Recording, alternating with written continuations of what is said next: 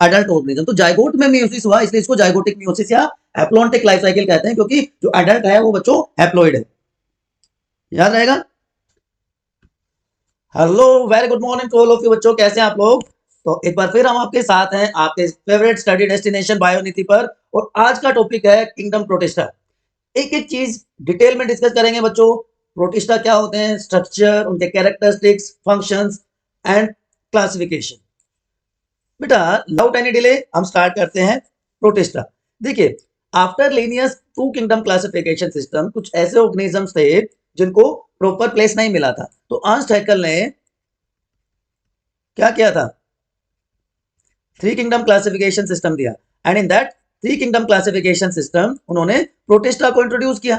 That you know, already हम discuss कर चुके हैं। तो जितने भी सिंगल सेल्ड यूकैरियोटिक ऑर्गेनिजम्स थे, सारे के सारे सिंगल सेल्ड यूकैरियोटिक ऑर्गेनिजम्स को इसमें इंक्लूड कर दिया गया। लेकिन इसकी बाउंड्रीज बच्चों वेल डिफाइंड नहीं है। जो किंगडम प्रोटिस्टा है ना, इसकी बाउंड्रीज वेल डिफाइंड नहीं है। ये एक एंड से दूसरे एंड तक भागता है, आप कह सकते हो। कैसे भागता है और क्यों भागता है ये भी आपको बताएंगे। क्योंकि बेटा अगर फाइलोजेनेटिकली देखें ना, तो फाइलोजेनेटिकली इट इज, फाइलोजेनी क्या होता है, जो नए बच्चे हैं उनको नहीं पता होगा। फाइलोजेनी क्या होता है, स्टडी ऑफ और ऑन लाइफ हिस्ट्री, नहीं, अपने एंसेस्टर्स की लाइफ हिस्ट्री को स्टडी करना, that is known as phylogeny. तो फाइलोजेनेटिकली अगर हम इसको देखें तो ये एक कनेक्टिंग लिंक का काम करता है। कनेक्टिंग लिंक वो ऑर्गेनिजम्स होते हैं जिसमें दो अलग अलग ग्रुप्स के कैरेक्टरिस्टिक्स हो। तो एक तरफ तो ये जोड़ता है प्रोकैरियोट्स को, प्रोकैरियोटिक ऑर्गेनिजम्स को, जिसमें क्या आ जाता है, जो हम ऑलरेडी डिस्कस कर चुके हैं, मोनेरा। तो प्रोकैरियोटिक मोनेरा को ये ज्वाइन कर देता है multi cellular eukaryotic complex advance organism, जिसमें आपके फंजाई आ जाते हैं, जिसमें आपके प्लांट्स हैं और एनिमल्स भी आ जाते हैं। तो इन दोनों के बीच का, इस ग्रुप के और इस ग्रुप के बीच का कनेक्टिंग लिंक कौन है, किंगडम प्रोटिस्टा। इसीलिए इसीलिए बच्चों प्रोटिस्टा को कहा जाता है ancestor. It is known as ancestor of all multicellular eukaryotic organisms. सारे के सारे मल्टी सेलुलर और यूकैरियोटिक ऑर्गेनिजम्स का एंसेस्टर किसको बोला गया है, किंगडम प्रोटिस्टा को। Is it clear to everyone, समझ में आ गई बात। आप देखिए, जो प्रोटिस्टा है ना बच्चों, प्रोटिस्टा डाइवर्स ग्रुप है, इसलिए मैंने वर्ड यूज किया था कि इसकी कोई बाउंड्रीज नहीं है। एनसीईआरटी में प्रोटिस्टा जब आप पढ़ते हैं तो क्लियर कट लिखा हुआ है, there are no well defined boundaries, और इसीलिए इसको एंसेस्टर भी कहा गया है ऑल यूकैरियोटिक मल्टीसेलुलर ऑर्गेनिजम्स का। क्योंकि इसमें एक तरफ तो आते हैं एल्गी, इसमें आते हैं स्लाइम मोल्ड्स, और इसी में इंक्लूड किए गए हैं प्रोटोजोआ। ठीक, बात समझ में आ रही है। अभी एल्गी प्लांट लाइक ऑर्गेनिजम्स है, प्लांट लाइक है तो फोटोसिंथेटिक भी है ना। तो प्लांट लाइक फोटोसिंथेटिक ऑर्गेनिजम्स जो कि एक्वेटिक है, उनको एल्गी लाइक, नॉट एल्गी, या एल्गी लाइक, तो इनको भी इंक्लूड किया गया इसमें। साथ में यहां पर आ जाते हैं slime moulds. Slime moulds motile होते हैं, फंगस लाइक हैं, जो कि फंगस की तरह ही स्पोर प्रोड्यूस करते हैं, फंगस की तरह स्पोर प्रोड्यूस करने वाले। तो इसमें एक तरह से हमने फंजाई भी इंक्लूड कर दिए। और तीसरा जो डाइवर्स ग्रुप यहाँ पे प्रेजेंट होता है ना बेटा, दैट इज प्रोटोजोआ। प्रोटोजोन्स क्या है, ये एनिमल लाइक होते हैं, यूनिसेलुलर है और एक्वेटिक है। तो देखो आप, यहाँ पे प्लांट लाइक ऑर्गेनिजम्स भी आ गए, यहाँ पे एनिमल लाइक ऑर्गेनिजम्स भी आ गए, यहाँ पे फंजाई लाइक ऑर्गेनिजम्स आ गए। अगर मैं इनके एग्जांपल्स बताऊं आपको, तो एल्गी के एग्जांपल्स में आप तीन डिवीजन इंक्लूड कर सकते हैं, जो हम डिटेल में भी डिस्कस करेंगे, डिटेल में भी पढ़ेंगे। क्राइसोफाइट्स आ जाते हैं इसमें, क्राइसोफाइटा, उसके अलावा इसमें पायरोफाइटा एंड यूग्लिनोइड्स। तो ये तीन मेजर ग्रुप्स आ गए। तीन मेजर डिविजन्स आ गए एल्गी में, एल्गी लाइक प्रोटिस्टा में। इसमें डिवीजन मिक्सोफाइटा आ जाएगा आपका स्लाइम मोल्ड्स में, जिसमें acellular and cellular slime moulds, इनको भी हम डिटेल में पढ़ेंगे, ए सेलुलर और सेलुलर स्लाइम मोल्ड्स को। और इसमें आ जाता है फाइलम सिलियोफोरा। तो इतनी ज्यादा डाइवर्सिटी आप देख पा रहे हो, इतने ज्यादा डाइवर्सिफिकेशन किंगडम प्रोटिस्टा में देखने को मिलती है। Is it clear? अभी तक कोई कंफ्यूजन है तो प्लीज आप फटाफट आ जाइए कमेंट सेक्शन में, अदरवाइज हम और आगे चलते हैं। अब बात करते हैं कुछ कैरेक्टरिस्टिक्स की, बेसिक कैरेक्टरिस्टिक्स की, कैरेक्टरिस्टिक्स ऑफ प्रोटोजोन्स। तो देखो बच्चों, वो कहते हैं ना फर्स्ट थिंग फर्स्ट, तो फर्स्ट थिंग फर्स्ट में पहली से बात आएगी कि मोस्टली ये है एक्वेटिक। अब एक्वेटिक में दोनों हो सकते हैं, मराइन भी हो सकते हैं और फ्रेश वाटर भी हो सकते हैं, है ना। इसके अलावा कुछ फॉर्म्स मोइस्ट सोइल में भी मिलते हैं, और कुछ ऐसे भी हैं कि जो as parasite on other animals. तो ये तो इसके पहला फीचर की बात होगी। बॉडी स्ट्रक्चर में अगर हम जाएं, बॉडी ऑर्गेनाइजेशन अगर हम देखें, तो क्या क्या देखने को मिलता है। अब यूकैरियोट्स हैं, तो यूकैरियोटिक ऑर्गेनिजम्स वाले सारे फीचर्स इसमें ऑलमोस्ट प्रेजेंट होंगे। अब सारे फीचर कौन कौन से होते हैं यूकैरियोट्स वाले? सबसे पहला क्या आएगा? Membrane bound cell structures, membrane bound cell organelles. इसमें आपका एंडोप्लाज्मिक रेटिकुलम भी आ जाता है, अब माइटोकॉन्ड्रिया आ जाता है, गोल्गी कॉम्प्लेक्स आ जाएगा, गोल्गी बॉडीज आ जाएंगी। इसके साथ साथ एटीएस टाइप ऑफ राइबोसोम्स, क्योंकि यूकैरियोट है, एटीएस टाइप राइबोसोम्स। जो आउटर कवरिंग है वो बहुत सारी मॉडिफिकेशन शो कर सकती है। उस आउटर कवरिंग में हो सकता है कि भाई पेलिकल हो, उसमें हो सकता है क्यूटिकल प्रेजेंट हो, या फिर वहां पर सेलुलोज की सेल वॉल हो सकती है। जब डिफरेंट ग्रुप्स हम पढ़ेंगे तो एक एक करके ये चीजें हमें क्लियर हो जाएंगी। फोटोसिंथेटिक ऑर्गेनिजम्स भी हैं, हमने देखा था एल्गी लाइक। तो फोटोसिंथेटिक फॉर्म जो होंगी उनमें क्या प्रेजेंट होगा? फोटोसिंथेसिस किसकी हेल्प से होता है? क्लोरोफिल। तो वहां पे क्लोरोफिल प्रेजेंट होता है। Well defined nucleus with nuclear envelope. तो ये कुछ बेसिक फीचर, बेसिक कैरेक्टरिस्टिक्स हैं जो देखने को मिलते हैं किसमें? प्रोटो सॉरी प्रोटिस्टा में। बात समझ में आ गई? अब देखिए डायग्राम में आप ये चीजें देख सकते हैं, प्लाज्मा मेम्ब्रेन आपको दिखाई दे रही है, वेल डिफाइंड साइटोप्लाज्म है। फोटोसिंथेटिक फॉर्म जो है वहां पे क्या प्रेजेंट होता है? वहां पे क्लोरोफिल होंगे, क्लोरोप्लास्ट होगा।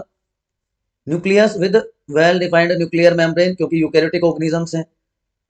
इसके अलावा mitochondria, Golgi bodies, rough endoplasmic reticulum, smooth endoplasmic reticulum, lysosome, मतलब जो भी मेम्ब्रेन बाउंड स्ट्रक्चर्स हैं, मेम्ब्रेन बाउंड सेल ऑर्गेनेलीज हैं, वो प्रेजेंट हैं। राइबोसोम्स यहाँ पे एटीएस टाइप हो जाएंगे। सिलिया और फ्लैजिला, यहाँ पे तो फ्लैजिला है, बट सिलिया और फ्लैजिला आर लोकोमोटर स्ट्रक्चर, आगे हम डिस्कस करने वाले हैं। तो सिलिया या फ्लैजिला जो है उसमें 9+2 फाइब्रिलर अरेंजमेंट देखने को मिलता है, ठीक है। तो सबसे बाहर प्लाज्मोलेमा हो गया, सेल मेम्ब्रेन हो गई, उसके अलावा आउटर कवरिंग हो गई पेलिकल की या सेल वॉल की, या फिर इसकी तीसरा मैंने बताया था क्यूटिकल की। Membrane bound structures and one more important thing, centriole, centriole present हो सकते हैं, ठीक है। फोटोसिंथेटिक फॉर्म में क्लोरोप्लास्ट होंगे जो कि फोटोसिंथेसिस में हेल्प करेंगे। तो ये बॉडी स्ट्रक्चर की बात होगी, ये प्रोटिस्ट सेल की बात होगी। अब अगर हम बात करें कि मोड ऑफ न्यूट्रिशन क्या क्या होता है, इस तरह से प्रोटिस्ट अपना फूड ऑब्टेन करते हैं बच्चों। तो ये फोटोसिंथेटिक, सेप्रोफाइटिक, होलोजोइक, पैरासिटिक, और लास्ट में एक और ऐड मैं करूं इसमें, symbiotic, mixotrophic and symbiotic. Mixotrophic भी होते हैं एंड सिम्बायोटिक भी होते हैं। तो these are prominent mode of nutrition found in Protista. Photosynthetic, नाम से ही आप समझ गए होंगे कि ऐसा मोड ऑफ न्यूट्रिशन जहां पे CO2 और वाटर को सनलाइट की प्रेजेंस में यूज करके प्रोटिस्टा अपना फूड खुद बनाते हैं फोटोसिंथेटिक पिगमेंट क्लोरोफिल की हेल्प से, उसको हम कह देते हैं फोटोसिंथेटिक न्यूट्रिशन, राइट। तो इसमें क्या किस किस में होता है, एग्जांपल की बात करें तो आपको डाइएटम्स दिख रहा है यहाँ पे। इसके अलावा आप कह सकते हैं कि डायनोफ्लैजिलेट्स में भी होता है, डायनोफ्लैजिलेट्स में भी फोटोसिंथेटिक न्यूट्रिशन देखने को मिलता है, और यूग्लिना दोनों तरह से बिहेव करता है, तो ये मिक्सोट्रोपिक में भी आएगा और फोटोसिंथेटिक में भी आता है। सेप्रोफाइटिक या सेप्रोबिक जिसको कहते हैं, सेप्रोफाइटिक और saprobic mode of nutrition.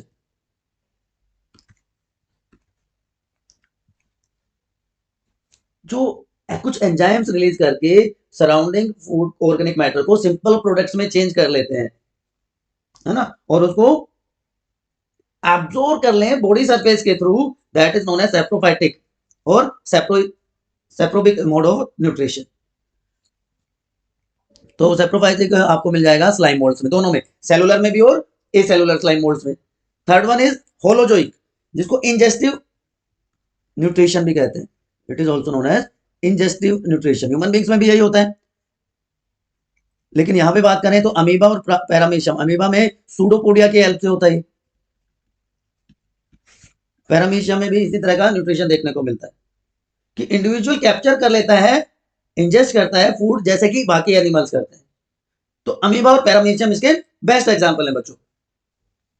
Parasitic, कि दूसरे ऑर्गेनिज्म की बॉडी से जब फूड ऑब्टेन करें तो वो कहलाएगा पैरासिटिक मोड। तो जिस ऑर्गेनिज्म से ऑब्टेन करेंगे वो तो क्या कहलाएगा, होस्ट, और जो करेगा वो क्या कहलाएगा, पैरासाइट। तो parasitic mode of nutrition commonly Plasmodium, जिससे क्या होता है, मलेरिया होता है, सबसे कॉमन एग्जांपल, सबसे बेस्ट एग्जांपल है पैरासिटिक मोड ऑफ न्यूट्रिशन का। इसके अलावा एंटामीबा हिस्टोलाइटिका, इसका आप एग्जांपल दे सकते हो, जियार्डिया इंटेस्टाइनलिस, ट्राइपेनसोमा गैम्बियंस, ट्राइपेनसोमा गैम्बियंस, ये सारे के सारे पैरासिटिक प्रोटिस्ट है। इसके अलावा ये चार तो मेजर मोड ऑफ न्यूट्रिशन हो गए, photosynthetic, saprophytic, holozoic and parasitic. इसके अलावा भी दो मोड और देखने को मिलते हैं, उनके बारे में भी आपको बताता हूं।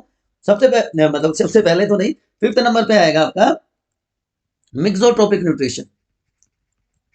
मिक्सोट्रोपिक, mixo means mix, more than one type, more than one type of nutrition अगर देखने को मिलता है तो वो क्या कहलाएगा, मिक्सोट्रोपिक न्यूट्रिशन। अभी मैंने थोड़ी देर पहले आपको अमीबा के बारे में कहा था कि अमीबा ये भी शो करता है और अमीबा ये भी शो करता है, sorry Euglena, not amoeba, Euglena. Euglena दो तरह का न्यूट्रिशन शो करता है, कौन कौन सा करेगा यूग्लिना में, anybody got any idea? Holozoic nutrition भी शो करता है और सैप्रोबिक न्यूट्रिशन भी शो करता है यूग्लिना, ठीक है। And last one but not the least, symbiotic. Symbiosis तो आपने इतना पढ़ा है, mutual association between two organism, जहां पे दोनों को एक दूसरे से फायदा मिलता है, उसको सिम्बायोसिस कहते हैं, है ना। तो जू फ्लैजिलेट्स, दो कॉमन एग्जांपल आपको बता रहा हूं, दो जू फ्लैजिलेट्स हैं, ट्राइकोनिम्फा एंड लोफोमोनास। ये दो एग्जांपल्स हैं इसके जू फ्लैजिलेट्स के, which show symbiosis with intestine of termites. कहां पे रहते हैं ये, इंटेस्टाइन ऑफ टर्माइट्स। अब क्या करते टर्माइट्स क्या करते हैं, क्या होगा इसका फायदा, कैसे सिम्बायोसिस होगा इनका। अब ये दोनों के दोनों जू फ्लैजिलेट्स है ना बेटा, ये सिक्रेट करेंगे एंजाइम्स, और वो एंजाइम क्या करेगा, सेलुलोज को ग्लूकोज में कन्वर्ट कर देगा, सेलुलोज को ग्लूकोज में कन्वर्ट कर देगा, ठीक। अब जो डाइजेस्टेड ग्लूकोज है उसको दोनों मजे से यूज करेंगे, उसको जू फ्लैजिलेट भी यूज करेगा और उसको जो होस्ट ऑर्गेनिज्म है टर्माइट वो भी यूज करेगा, मजे ही मजे, मजे ही मजे। So this is mode of nutrition in in protista. 6 type पढ़ा हमने, हमने कहाँ से स्टार्ट किया? हमने फोटोसिंथेटिक से स्टार्ट किया, उसके अलावा holozoic, saprobic, parasitic, mixotrophic and symbiotic mode of nutrition. Clear to everyone? चलिए बच्चों मेरे, अब आगे की तरफ चलते हैं, बात करते हैं लोकोमोशन कैसे होता है प्रोटिस्टा में। कितने सुंदर सुंदर ऑर्गेनिज्म हमारे नेचर में है, आप देखिए, लेकिन हम इनको देख ही नहीं पाते, सारे माइक्रोस्कोपिक। माइक्रोस्कोप, अगर आप एक वाटर ड्रॉप लेंगे कहीं से भी, तो इसमें से आपको अमीबा, पैरामीशियम तो नॉर्मली देखने को मिल ही जाते हैं। पॉन्ड से आप ले लीजिए, ब्यूटीफुल क्रिएचर्स। तो लोकोमोशन इन प्रोटिस्टा, तीन एग्जांपल्स आपको दिख रहे हैं, और उन तीनों एग्जांपल में तीन इंपॉर्टेंट स्ट्रक्चर्स भी आपको दिखाई दे रही है। पहला है सूडोपोड, दूसरा है सिलिया, और तीसरा है फ्लैजिला। तो तीन तो सीधे सीधे आप नाम याद कर लीजिए, सूडोपोडियल, सिलियरी एंड फ्लैजिलर मूवमेंट। पहले इन तीनों की इंपॉर्टेंट की बात करेंगे, तीनों के example, P A pseudopodia amoeba, C P cilia paramecium में, और F E flagella euglena. Clear to everyone? तो सूडोपोडियल मूवमेंट कौन शो कर रहा है यहाँ पर? सूडोपोडिया के हेल्प से किसमें न्यूट्रिशन होता है, सॉरी लोकोमोशन होता है अमीबा में। ये इसको फॉल्स फीट भी कहा जाता है। सूडो का मतलब होता है फॉल्स, और पोडा का मतलब फीट, तो फॉल्स फीट। तो इस तरह से जो मेम्ब्रेन होती है ना, ये मान लीजिए अमीबा है हमारा, और जैसे ही मूवमेंट करना होता है, तो जो मेम्ब्रेन की आउटर कवरिंग है उसमें इस तरह से स्ट्रक्चर डेवलप हो जाती है, जिसको क्या कहते हैं? सूडोपोडिया, और उसकी हेल्प से ये आगे की तरफ मूव करता है। पैरामीशियम में ये स्मॉल हेयर लाइक प्रोजेक्शंस होती हैं सिलिया, और ये कोऑर्डिनेटेड मैनर में मूवमेंट करती है, जिसके हेल्प से ऑर्गेनिज्म आगे की तरफ या पीछे की तरफ मूव करता है। सिलिया और फ्लैजिला बेटा स्ट्रक्चरली दोनों सेम होते हैं, बट कुछ बेसिक डिफरेंसेस भी होते हैं। चलिए बता ही देता हूँ आपको, सिलिया और फ्लैजिला मोस्टली सेम होते हैं, बट कुछ बेसिक डिफरेंसेस होते हैं। पहला जो डिफरेंस होता है वो तो साइज का होता है, सिलिया साइज में स्मॉल होंगे, फ्लैजिला लार्ज होता है। दूसरा डिफरेंस होता है नंबर का, आप देख लो hundreds of cilia are present, लेकिन फ्लैजिला एक या दो होते हैं। डायनोफ्लैजिलेट्स में दो हो जाएंगे, अदरवाइज एक होता है। सिलिया हेल्प करते हैं बहुत सारे कामों में, सिलिया लोकोमोशन में भी हेल्प करता है, सिलिया फीडिंग में भी हेल्प करता है, सिलिया सर्कुलेशन में भी हेल्प करेगा, लेकिन जो फ्लैजिला है ना, सिर्फ और सिर्फ लोकोमोशन में हेल्प करेगा। तो सिलिया है मल्टीपर्पज, और ये बिल्कुल स्पेसिफाइड। तो ये बेसिक डिफरेंसेस होते हैं सिलिया और फ्लैजिला में। दोनों वर्ड आगे आपको क्लियर होना चाहिए, इसलिए आपको बता दी। Wriggling locomotion, wriggling, wriggling movement क्या होता है? जैसे आप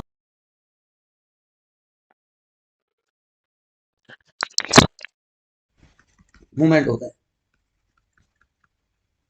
तो यहाँ पे एक वेव चलती है, contraction relaxation, contraction relaxation, wave of contraction and relaxation, जिसकी वजह से नेट मूवमेंट क्या होगा, ऑर्गेनिज्म आगे की तरफ मूव कर जाएगा। ठीक है, तो कॉमनली स्पोरोजोन्स में ये देखने को मिलता है। जो नॉन फ्लैजिलेट्स यूग्लिनोइड्स हैं वहां पे ये होता है, नॉन फ्लैजिलेटेड क्योंकि वहां पे तो फ्लैजिला है नहीं, तो वहां पे रिगलिंग मूवमेंट की हेल्प से लोकोमोशन हो जाएगा। And fifth one is mucilage propulsion, mucilage का जो प्रोपल्शन है वो भी हेल्प करेगा लोकोमोशन में। अब डाई एटम्स है ना बेटा, कोई ऑर्गेनली नहीं होता लोकोमोशन के लिए, ना सिलिया है, ना फ्लैजिला है, ना वहां पे सूडोपोडिया है, तो क्या करें बेचारे, वहां पे कोई ऑर्गेनली ही नहीं है लोकोमोशन के लिए, तो वहां पे क्या होगा भाई, मूवमेंट तो उनमें भी होगा, तो वो अपनी बॉडी से सिक्रीट करते हैं म्यूसिलेज। ठीक है, और वो म्यूसिलेज हेल्प करता है उनको ऑर्गेनिज्म को मूव करने में। लेकिन यहाँ पे स्पेशलिटी पता है क्या है, कि अगर म्यूसिलेज इस डायरेक्शन में सिक्रीट हो रहा है ना, तो लोकोमोशन अपोजिट डायरेक्शन में होगा। ठीक है, म्यूसिलेज सिक्रेशन की अपोजिट डायरेक्शन में ऑर्गेनिज्म मूव करेगा। चलिए बच्चों, तो हमने बात कर ली न्यूट्रिशन की, हमने बात कर ली लोकोमोशन की। अब अगले कैरेक्टरिस्टिक्स की बात कर लेते हैं, रेस्पिरेशन। रेस्पायरेशन, रेस्पायरेशन कैसे होगा? रेस्पायरेशन तो बड़ा ही आसान है, दोनों मोड एरोबिक और अनएरोबिक दोनों तरह से रेस्पायरेशन होता है। ठीक, ठीक बा। कि जो पैरासिटिक फॉर्म्स हैं वो तो एनारोबिक रेस्पिरेशन शो करेंगी और बाकी के सारे एरोबिक रेस्पिरेशन शो करेंगी। जो फ्री लिविंग फॉर्म है वो क्या करेंगी, एरोबिक रेस्पिरेशन, और बाकी सारे के सारे एनारोबिक रेस्पिरेशन शो करते हैं। Clear to everyone? समझ में आ गया क्या बच्चों मेरे? नहीं आया तो फटाफट एक बार कमेंट सेक्शन में बोल दो कि सर यहाँ पे कंफ्यूजन है। कंफ्यूजन ही कंफ्यूजन है, बिल्कुल नहीं रहने देंगे आपका कंफ्यूजन। चलिए, अदरवाइज हम चलते हैं नेक्स्ट कैरेक्टरिस्टिक्स की तरफ, दैट इज रिप्रोडक्शन। रिप्रोडक्शन में भी you can say variety present. सबसे पहले तो दोनों जो कॉमन मोड हैं, एसेक्सुअल और सेक्सुअल, दोनों मोड ऑफ रिप्रोडक्शन देखने को मिलते हैं यहाँ पर। एसेक्सुअल में भी कई सारे टाइप्स हैं, जैसे एक होता है फिजन। फिजन में भी binary fission and multiple fission, दोनों type, binary and multiple fission. क्या फर्क है दोनों में, बाइनरी फिजन और मल्टीपल फिजन में? कि मान लीजिए ये पेरेंट बॉडी है, अमीबा का हम एग्जांपल ले लेते हैं। तो जो पेरेंटल बॉडी है वो उसका न्यूक्लियस इलोंगेट करेगा, न्यूक्लियर डिवीजन होगा, और न्यूक्लियर डिवीजन के बाद साइटोप्लाज्मिक डिवीजन से दो आइडेंटिकल डॉटर सेल्स की फॉर्मेशन हो जाती है, दो आइडेंटिकल डॉटर सेल्स की फॉर्मेशन हो जाएगी। तो अमीबा, यूग्लिना, पैरामीशियम, इन सब में तो क्या मिलेगा, binary fission. Amoeba, paramecium, Euglena. लेकिन कहीं पे लॉन्गिट्यूडनल मिलेगा, कहीं पे ट्रांसवर्स मिलेगा, वो डिपेंड करेगा किस एंगल के थ्रू पेरेंट बॉडी या जो पेरेंटल सेल है वो डिवाइड कर रही है। तो यहाँ पे एक बार न्यूक्लियस का डिवीजन हुआ, एक बार साइटोप्लाज्म का डिवीजन हो गया।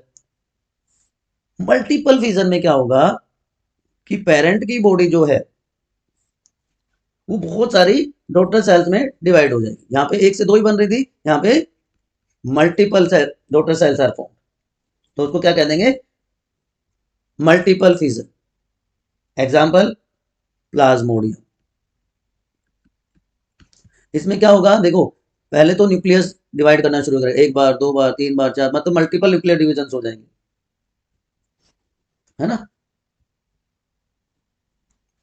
और फिर ये जब रप्चर होगा तो उससे बहुत सारे डॉटर सेल्स की फॉर्मेशन होगी। प्लाज्मोडियम जो मलेरिया कोज करता है उसकी बात है।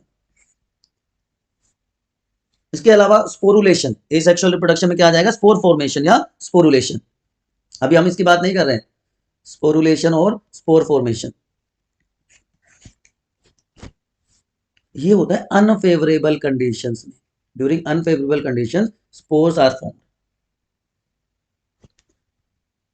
क्यों? क्योंकि मान लीजिए ये स्पोर है ना, ये स्पोर है, तो अनफेवरेबल कंडीशंस में ना बच्चों, इस स्पोर के चारों तरफ एक प्रोटेक्टिव कवरिंग बन जाती है, जिससे कि वो अनफेवरेबल कंडीशन को पास कर सके।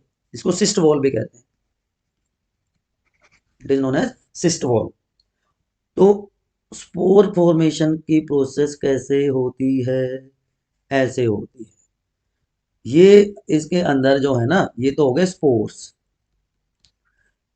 ये जो वॉल है, जो कवरिंग है, इसको कहते हैं स्पोरेंजिया।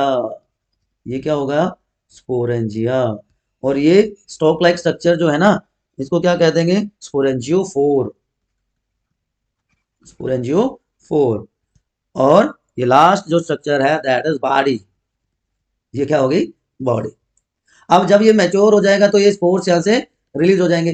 कंडीशन सुटेबल है तो ये जर्मिनेट कर जाएंगे, कंडीशंस अनफेवरेबल हैं तो इसके चारों तरफ सिस्ट वॉल बन जाएगी, और उसके बाद जब कंडीशन सुटेबल हो जाएंगी तो ये जर्मिनेट करेंगे। तो जो स्पोर फॉर्मेशन है स्लाइम मोल्ड्स में देखने को मिलती है। Sporulation is common in slime moulds. अब दूसरा part, sexual reproduction. Sexual reproduction involves, अच्छा और एक इंपॉर्टेंट, सबसे पहले सेक्सुअल रिप्रोडक्शन है ना, प्रोटिस्टा में ही रिपोर्ट किया गया, प्रोटिस्टा से ही स्टार्ट हुआ आप कह सकते हैं। It includes meiosis and syngamy, meiosis and syngamy की रिडक्शनल डिवीजन होगा, और जो गैमेट्स हैं वो फ्यूज कर जाएंगे, complete fusion of two gametes, जिससे डिप्लॉइड जाइगोट की फॉर्मेशन हो जाएगी। कि मान लीजिए ये डिप्लॉइड सेल थी, 2n सेल थी, पेरेंटल सेल थी, यहाँ पे हुआ मियोसिस, रिडक्शनल डिवीजन हुआ, तो गैमेट बन गया, इधर से भी एक गैमेट आएगा और दूसरे साइड से भी एक गैमेट आ जाएगा, ये भी 2n, यहाँ पे भी मियोसिस, यहाँ पे भी गैमेट। तो गैमेट फॉर्मेशन में मियोसिस हुआ, उसके बाद ये दोनों गैमेट फ्यूज कर जाएंगे और दोबारा से डिप्लॉयड कंडीशन बन जाएगी। तो जो गैमेट्स का कंप्लीट फ्यूजन होता है उसको कहते हैं बच्चों सिनगैमी। तो यहाँ पे हो गई सिनगैमी, तो मियोसिस फॉलोड बाय सिनगैमी। और कई बार कंजुगेशन भी होता है, सिनगैमी की जगह कंजुगेशन हो जाएगा कि दो जो इंडिविजुअल्स हैं उसके जो हैप्लॉइड प्रोन्यूक्लियाई होते हैं वो टेम्परली फ्यूज होते हैं, टेम्परली कंबाइंड होते हैं, तो कंजुगेशन देखने को मिल जाता है पैरामीशियम में, ठीक है। और ये देखने को मिल जाता है syngamy you can say Plasmodium में, ठीक, याद रहेगा आपको। अब देखिए कुछ मैंने अजीब अजीब से आपका ये सारे क्या गोले गोले गोले बना रखे हैं, ये है बेटा अलग अलग टाइप का reproduction based on type of gametes form. अब यहाँ पे देखिए आप, मेल और फीमेल गैमेट दोनों एक ही साइज के हैं, एक जैसे दिख रहे हैं, मॉर्फोलॉजिकली सिमिलर हैं, है ना, मॉर्फोलॉजिकली सिमिलर अगर हैं मेल और फीमेल गैमेट्स तो उसको कहते हैं आइसोगैमी, आइसोगैमी। लेकिन यहां पर आप देखिए male gamete is smaller, female gamete is larger, तो उसको कहते हैं ऊगैमी, मॉर्फोलॉजिकल डिफरेंस हो जाएगा। और तीसरा होता है अनआइसोगैमी, पहला क्या था आइसोगैमी, दूसरा था ऊगैमी। ऊगैमी में क्या होगा, फीमेल गैमेट लार्जर होगा। अब आप कहोगे यहाँ पे भी लार्जर है, यस यहाँ पे भी हो सकता है। अनआइसोगैमी में क्या होता है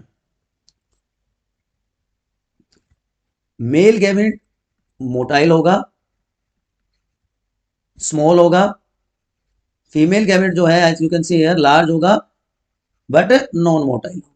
तो ये तीन टाइप का सेक्सुअल रिप्रोडक्शन होता है based on the structure of male and female gamete. दोनों एक जैसे हैं, मॉर्फोलॉजिकली दोनों एक जैसे हैं तो आइसोगैमी।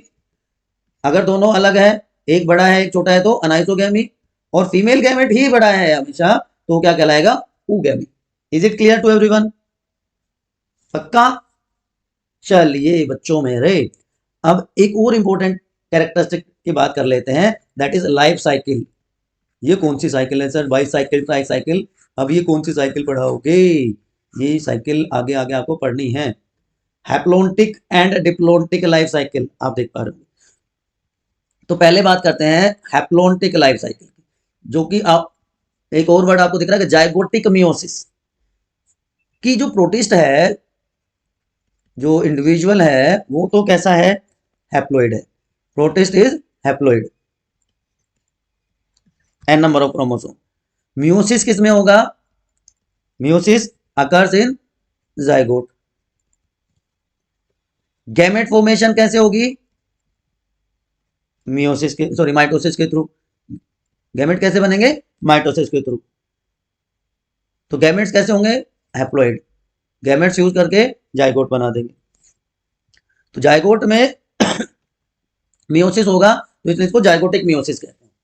देखिए कैसे हो रहा है मैं बताता हूं आपको। अडल्ट ऑर्गेनिज्म है, ठीक, विच इज हैप्लोइड, यहां पे हुआ माइटोसिस, ठीक। तो यहां पे मेल और फीमेल गैमेट्स की फॉर्मेशन हो गई। अब ये गैमेट्स फ्यूज कर जाएंगे और क्या बन जाएगा, फर्टिलाइजेशन के बाद जाइगोट बन जाएगा। अब ये जाइगोट कैसा होगा, डिप्लॉयड होगा। Now meiosis occurs in this zygote, इस जाइगोट में म्यूसिस हो जाएगी और दोबारा से क्या बन जाएगा, अडल्ट ऑर्गेनिज्म। तो जाइगोट में म्यूसिस हुआ इसलिए इसको जाइगोटिक म्यूसिस या हैप्लोन्टिक लाइफ साइकिल कहते हैं, क्योंकि जो अडल्ट है वो बच्चों हैप्लोइड है, याद रहेगा, ठीक है। जाइगोट में म्यूसिस हो रहा है तो ऐसे डायनोफ्लैजिलेट्स जिनमें ये हैप्लोन्टिक लाइफ साइकिल मिलती है, सेलुलर स्लाइम मोल्ड्स में हैप्लोन्टिक लाइफ साइकिल मिलती है, ठीक है ना। तो जाइगोट 2n है, उसमें म्यूसिस होगा इसलिए इसको जाइगोटिक म्यूसिस कहा जाता है, जिससे वेजिटेटिव सेल्स प्रोड्यूस होंगी with n number of chromosomes. दूसरा टाइप होगा, दूसरा टाइप क्या होता है, या दूसरी साइकिल क्या होती है, diplontic life cycle. Diplontic life cycle को गैमेटिक मियोसिस भी कहते हैं। इसमें क्या होगा, अब इसमें जो प्रोटिस्ट है वो है diploid, having 2n number of chromosomes. Meiosis कब होगा, meiosis occurs during gamete formation, जो नॉर्मली हमें देखने को मिलता है कि गैमेट फॉर्मेशन मियोसिस के थ्रू होता है, इसलिए इसको गैमेटिक मियोसिस कहा जाता है।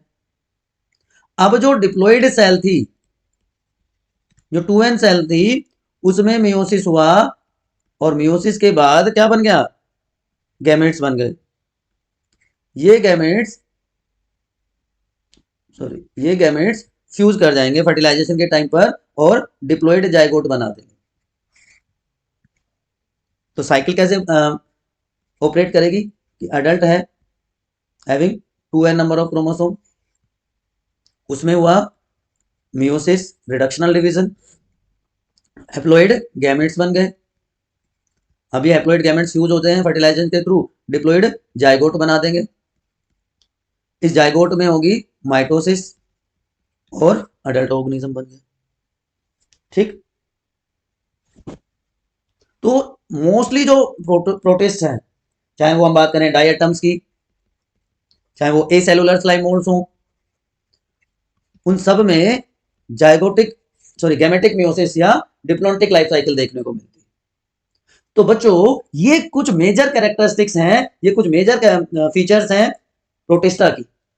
अभी भी कोई कंफ्यूजन है आपको, कोई डाउट है, आप पूछ सकते हैं। अब हम बात करेंगे, ये एक बार आपके नोट्स के लिए प्रीव्यू आप देख सकते हैं कि कौन कौन से मेजर ग्रुप्स हम आगे डिस्कस करने वाले हैं प्रोटिस्टा के। हम स्टार्ट करेंगे क्राइसोफाइट्स में।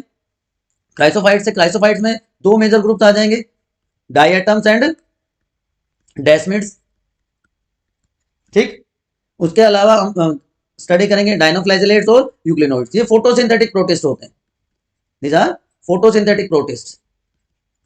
Slime moulds fungus like protist और प्रोटोजोन्स एनिमल लाइक प्रोटिस्ट। मैंने कहा था ना बहुत वैरायटी है, कोई बाउंड्री नहीं है इसलिए इस किंगडम की।